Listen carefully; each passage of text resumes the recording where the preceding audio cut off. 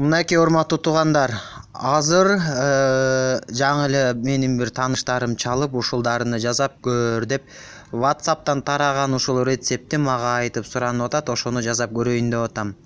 Чычырканактын майы, жаңгактын көгү, мээр чөп, мынакей ромашка гүлүнөн алдым, анан ачуу бадам, анан медицинский спирт 150 грамм.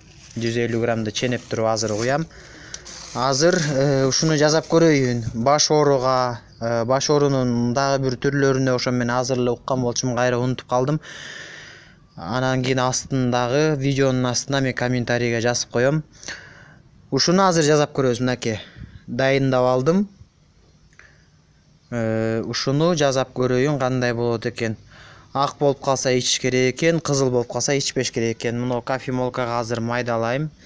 Майдалап туруп анан кийин жазап коем. Бир күндөн кийин билинет экен.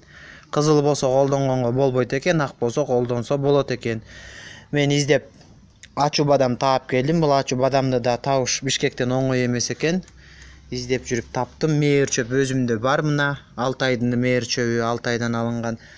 Анан ачуу бадам, ромашка гүлү, спирт, мээр чөп, жаңгактын 4 тамчы мо жаңгактын, көк жаңгактын сыртынын согу, анан чычырканактын майы кошулат экен.